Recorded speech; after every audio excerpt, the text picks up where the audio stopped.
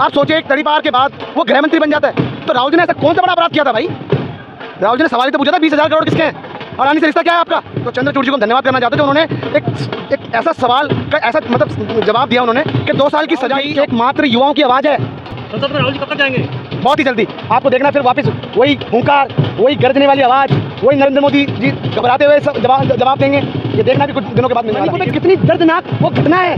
वो तो कह रहे हैं कि निर्वस्त्र करके चलाया जा रहा है। आप मैं पूछना चाहता हूँ, क्या इस देश का प्रधानमंत्री निर्वस्त्र नहीं हुआ? बिल्कुल बिल्कुल, ये जो नरेंद्र मोदी जी का लास्ट भाषण है, बस ये भाई लास्ट भाषण है, कर ले और जितनी फेंकना है फेंक लो आप, बस अगली बार तो भाषण राहुल जी में करें। आप देश को बर्बाद कर दिया आपने। और याद रखिए, ये जो बादल छाए हुए हैं ना, ये नफरत के जो बादल आपने भारत में कर दिए हैं, इन बादल के अंधकार को हटाने वाला राहुल जी हैं। नफरत के बाजार में मोहब्बत की दुकान राहुल जी खोलेंगे। कैसी खुशी मिल रही है आज? देखिए, सत्य परेशान हो सकता है, पराजित नहीं। आज की जो जीत है ये संविधान की जीत है। आज ये जो जीत है 140 करोड़ की जनता की जीत है। आप बताइए, चंद्रचूड़ जी ने कितनी बड़ी बात बोली है। चंद्रचूड़ जी ने कितनी बड़ी बात बोली। हम धन्यवाद करना चाहते हैं उनका कि 2 साल की सजा ही क्यों? क्योंकि राहुल जी की सदस्यता रद्द कराने के बाद राहुल जी चुनाव नहीं लड़ सकते, इसलिए 2 साल की सजा दी। आप बताइए, मैं पूछना चाहता हूं आपके चैनल के माध्यम से कि इस देश का गृह मंत्री तड़ीपार है। आप सोचिए, एक तड़ीपार के बाद वो गृह मंत्री बन जाता है। तो राहुल जी ने ऐसा कौन सा बड़ा अपराध किया था भाई? राहुल जी ने सवाल ही तो पूछा था 20,000 करोड़ किसके हैं, अडानी से रिश्ता क्या है आपका? तो चंद्रचूड़ जी को हम धन्यवाद करना चाहते हैं जो उन्होंने एक ऐसा सवाल का ऐसा मतलब जवाब दिया उन्होंने कि 2 साल की सजा ही क्यों? क्या लगता है संजीवनी है कांग्रेस पार्टी की? बिल्कुल संजीवनी है भाई। आप बताइए, ये संजीवनी नहीं है तो क्या? आप बताइए, संसद अधूरा है, सुना पड़ा राहुल जी के बिना। बताइए, संसद में जो आवाज़, इस देश की आवाज़, युवाओं की आवाज़, महिलाओं की आवाज़, इस देश 140 करोड़ की जनता की आवाज़ आज संसद से बाहर है। अब बताइए, इस देश के प्रधानमंत्री से कौन पूछेगा कि युवाओं को रोजगार कब मिलेगा, महंगाई को कब कम करेंगे? ये मणिपुर 3 महीने से ज़्यादा हो गया, ये कब शांत होगा? ये आग जलनी कब होगी? मणिपुर शांत कर नहीं पा रहे, आपने हरियाणा में शुरू कर दिया। अभी कुछ दिनों बाद राम मंदिर का उद्घाटन करते हैं, फिर दंगे करा देंगे आप समझिए। कौन पूछेगा? कौन पूछेगा? अरे राहुल जी ही हैं एकमात्र।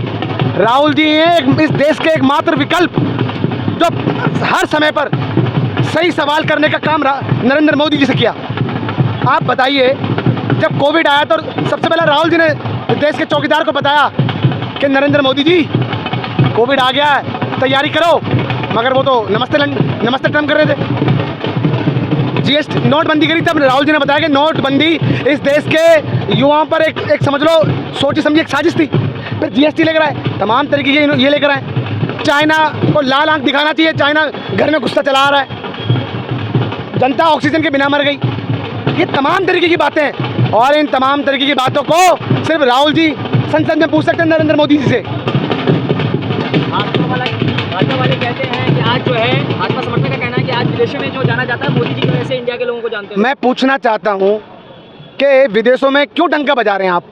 अरे आप भारत में तो डंका बजाइए, आप युवाओं को रोजगार देके डंका बजाइए।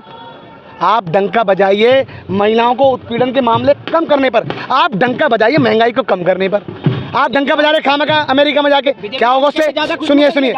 सुनिए, मैं कहना चाहता हूँ, क्या डंका बजेगा? अरे आप देखिए, मध्य प्रदेश आपके हाथ से निकल रहा है, समझिए आप। मणिपुर की ये जो घटना, ये शांत नहीं हो रही आपसे, आपने हरियाणा में और शुरू कर दी। इसका मतलब है ये जो दिया जब वो बुझता है ना तो फड़फड़ाता है। आज नरेंद्र मोदी और भारतीय जनता पार्टी एनडीए फड़फड़ा रही है। आपको लगता है कि बीजेपी वाले कह रहे हैं? आपको लगता है कि बीजेपी के वालों के लिए बुरी खबर है? बिल्कुल बुरी खबर है।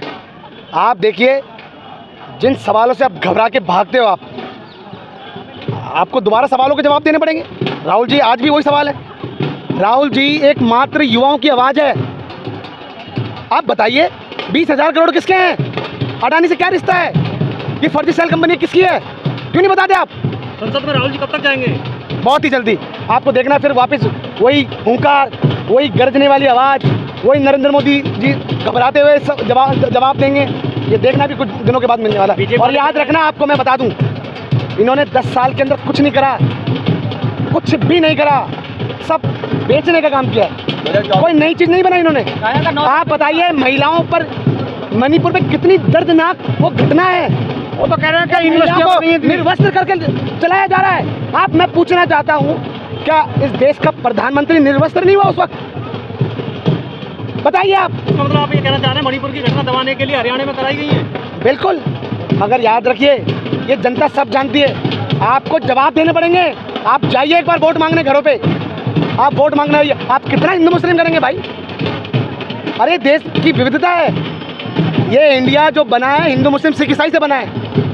आप एक थाली में सबने खाना खाया है, आप वो थाली छीन रहे हो आप। अरे आपको मणिपुर की ये वारदात को शांत करना चाहिए। कैसे आप प्रधानमंत्री, कमजोर प्रधानमंत्री हैं आप बताइए। चाइना दिन प्रतिदिन गुस्सा चला रहा है, आपको लाल आंख दिखानी चाहिए। कह रहे हैं उसकी अर्थव्यवस्था बहुत बड़ी है, चाइना की तो डरते हैं। मैं पूछना चाहता हूँ, इस देश को जब आज़ाद कराया था उस वक्त अंग्रेजों की अर्थव्यवस्था कितनी बड़ी थी? बताइए आप। क्या गांधी जी, नेहरू जी, सरदार पटेल जी, बाबा साहब अम्बेडकर जी, सुभाष चंद्र बोस, भगत सिंह, ये क्या घबरा गए थे? इन्होंने डटकर सामना किया।